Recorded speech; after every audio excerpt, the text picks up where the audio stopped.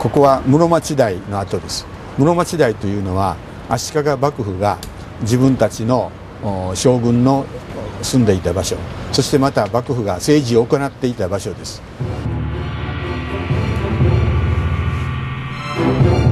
믿음의 사신, 통신사의 사명을 안고 교토까지 온 이에 그는 일본 국왕과 우호 교린 외교의 든든한 다리를 놓았던 것이다.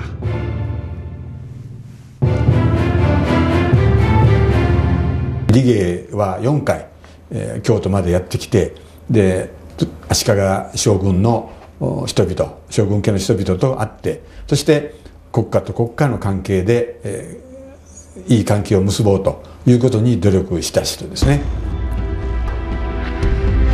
하지만 그의 사신행은 단순히 문화교류의 차원에서 끝나지 않았다.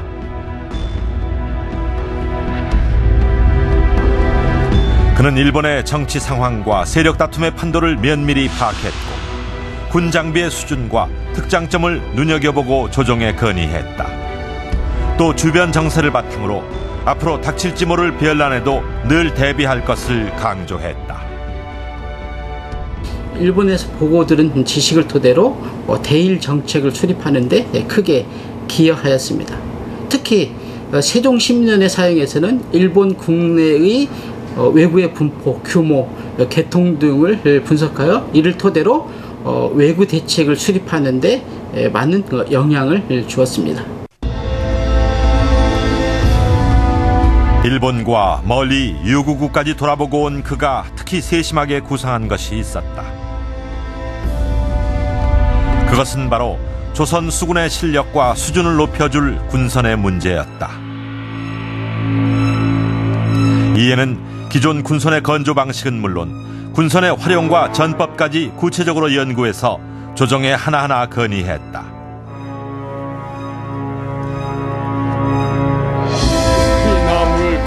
그는 우선 선박을 급히 건조하지 말고 나무못 대신 쇠못을 쓸 것을 주장한다.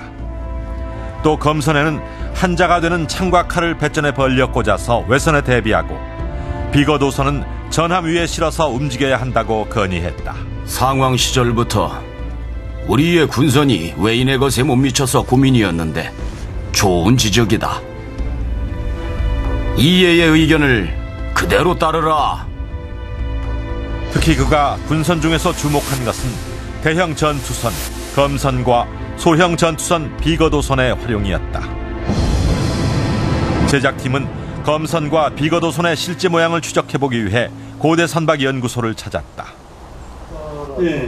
평생을 우리배 연구에 바친 이원식 소장은 조선시대 검선의 실체를 고려대 과선에서 찾았다. 배전에 창을 꽂았던 과선의 형태 위에 한자되는 칼과 창을 벌려 꽂으면 검선이 되는 것이다.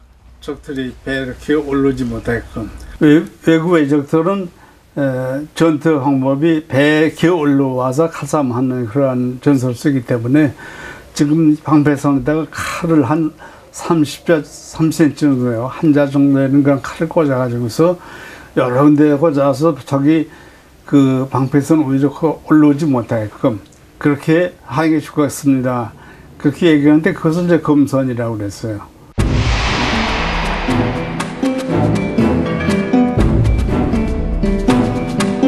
컴퓨터 그래픽으로 복원하면 바로 이런 모습이 될 것이다.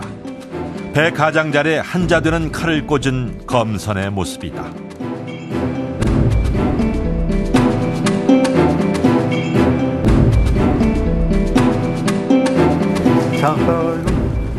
문헌이 전혀 남아있지 않은 비거도선은 어떤 모습으로 추정할 수 있을까?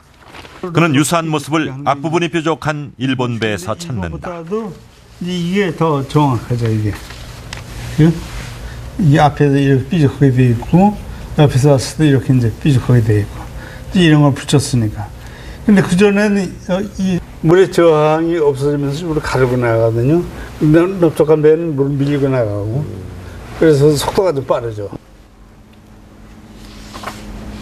비거도선은 일본 배의 모양을 본따 앞을 뾰족하게 만들었기 때문에 이전 군선에 비해 속력이 월등히 뛰어난 소형 전투선이란 주장이다.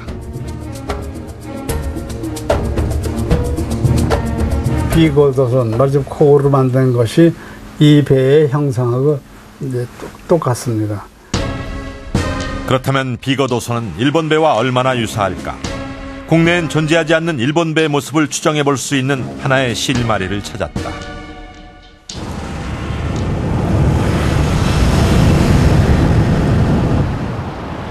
한선을 연구 복원하는 목포해양연구소.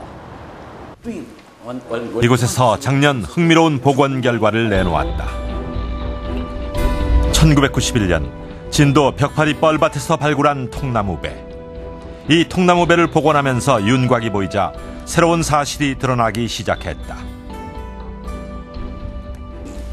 예, 지금 현재 이겁니까? 예, 5분의 1로 복원이 돼 있습니다. 이 진도 통나무배를 5분의 1로 축소 복원해 놓은 모형.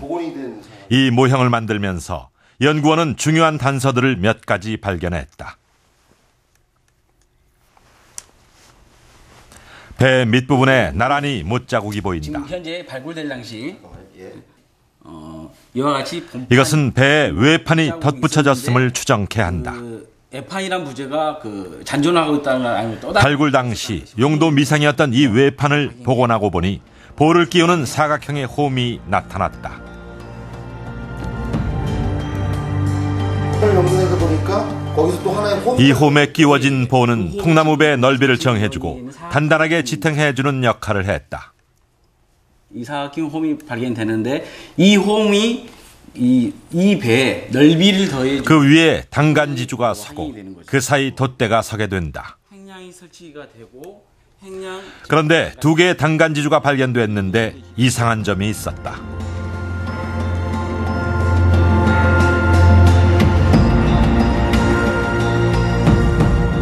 돛대 받침에는 상부에는 위에서 다른 부재가 와서 닿은 흔적이 없었습니다.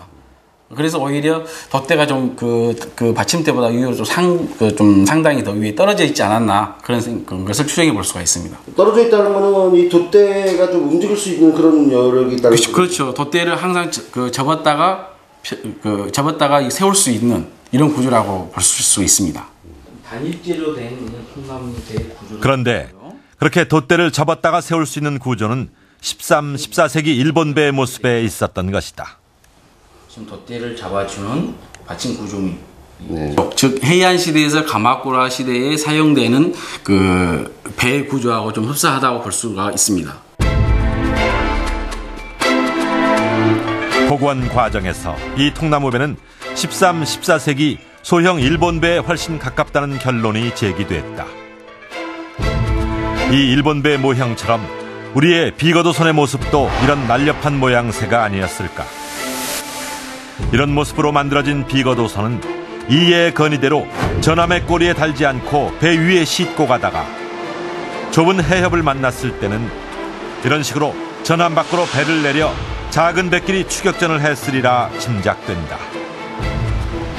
외적들의 배를 갖다 추격할 적에 검선과 그 뒤에 비거도선을 쭉 한 줄로 해서 묶어서 가게 하는 것보다는 이 비거도선은 소형의 배니까 그걸 갖다 검선 위에다가 싣고 가는 게 좋겠다 이런 이야기입니다. 그 이야기는 우선 여러 척을 한 줄로 해서 가는 것보다는 한 척이면 신속하게 움직일 수 있는 작전을 펼 수 있겠죠. 또 하나는 여러 척이 가게 된다면 눈에 띄기도 쉽지요. 한 척이 간다면은 유장 전술에도 능할 수가 있죠. 그러니까 검선 위에다 비거도선을 얹어서 가는 것은 신속한 이동, 또 하나는 유장, 이렇게 해서 적을 추격하는데 유리하기 때문에 그런 건의를 했습니다. 젊은 시절부터 수없이 일본과 대마도를 오가면서 외국배의 빠르고 날쌘 특징을 보아왔던 그는 실용주의자의 시각으로 우리 배와 일본 배의 장점을 접목해서 군선을 개선하고 전략화시킬 것을 건의한 것이다.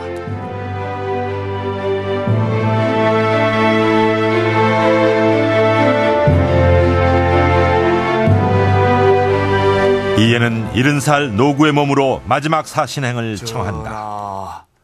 신은 어려서부터 늙기까지 대마도에 출입하여 섬의 사람과 사정을 두루 알고 있사옵니다. 다만 성상께서 신이 늙었다 하여